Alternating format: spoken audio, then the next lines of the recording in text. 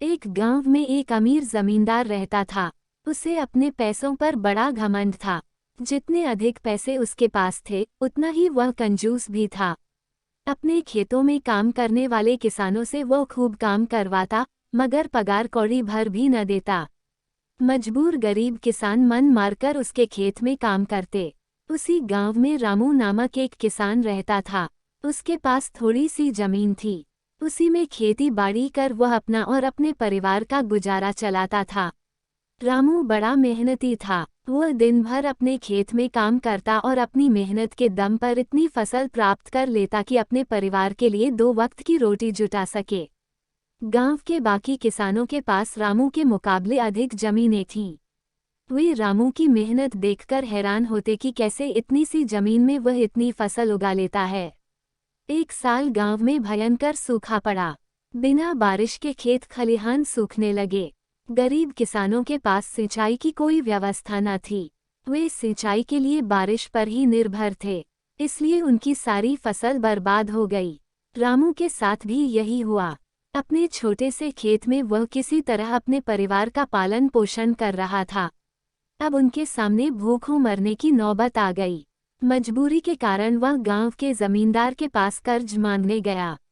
जमींदार कंजूस तो था। उसने सोचा कि यदि उसने रामू को पैसे दिए तो ये लौटा तो पाएगा नहीं, इसलिए इसे अपने खेत में काम पर लगा लेता हूँ।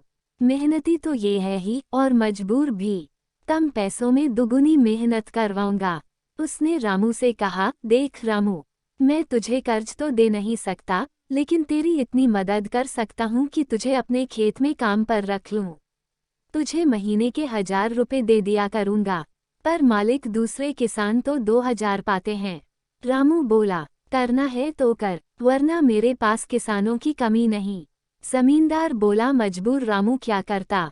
हामी भरकर घर लौट आया। अगले दिन से जमींदार के खेत में काम करने लगा। मेहनती तो वह था ही। वो खूब मेहनत और लगन से काम करता। उसने 4 महीने का काम 2 महीने में ही कर दिया। ये देख जमींदार बहुत खुश हुआ, लेकिन इसके मन में मक्कारी जाग उठी। उसने सोचा कि 4 महीने का काम तो इसने 2 ही महीने में कर दिया, क्यों न इसे निकाल दूं। इससे मेरे 2 महीने के पैसे बच जाएंगे। उसने रामू को बुलाया और उसके 2 महीने के पैसे देकर कहा, रामू ये ले तेरे पैसे, कल से मत आना, अब मुझे तेरी जरूरत नहीं। ये सुनकर रामू परेशान हो गया। बड़ी मुश्किल से उसका घर चल रहा था। अब अपने परिवार का भरण पोषण कैसे करेगा।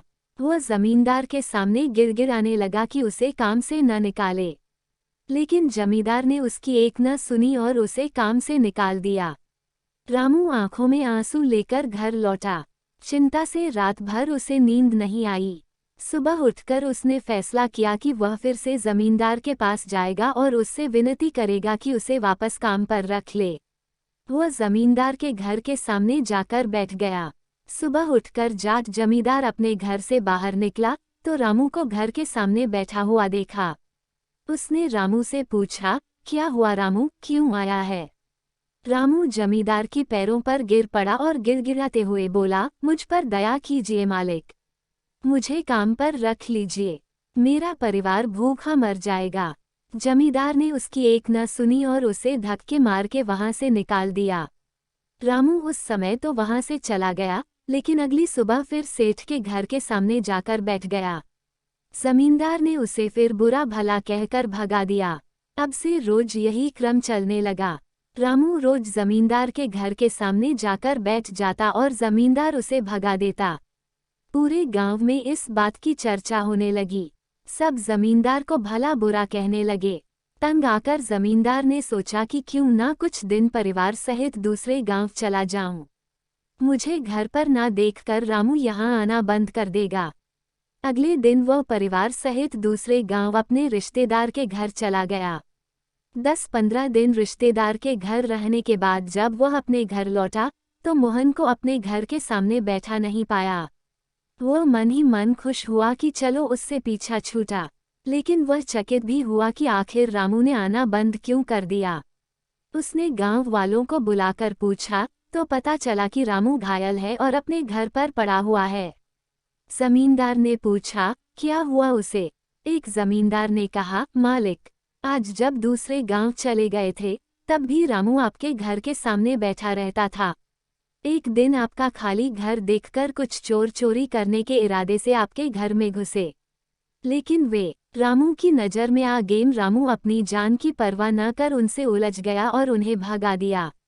उनके बीच हुई हाथापाई के कारण रामू घायल हो गया। ये जानकर जमींदार को खुद पर शर्म आने लगी कि उसने रामू के साथ कितना बुरा किया, लेकिन इसके बाद भी रामू उसके घर चोरी होने से बचाने के लिए चोरों से उलझ गया। वह पछताने लगा। उसने रामू के घर जाने का फैसला किया। वह रामू के घर पहुंचा तो देखा कि रामू बड़ी दयनीय अवस्था में चारपाई पर पड़ा हुआ है। उसके बच्चे भूख से बिलख रहे हैं। ये देख जमींदार का दिल भर आया। उसने रामू से अपने किए की माफ़ी मांगी, उसका इलाज करवाया और ठीक होने के बाद अच्छी पगार के साथ उसे फिर से काम पर रख लिया। सीख, गरीब किसान की कहानी। सीख 1, कभी किसी के साथ बेईमानी नहीं करनी चाहिए। 2, सदा जरूरतमंदों की सहायता करनी चाहिए। 3, अपना काम ईमानदारी से करना चाहिए। आशा है आपको एक गरीब किसान की कहानी पसंद आई होगी। ऐसी ही हिंदी मॉरल स्टोरीज पढ़ने के लिए हमें सब्सक्राइब अवश्य करें। धन्यवाद।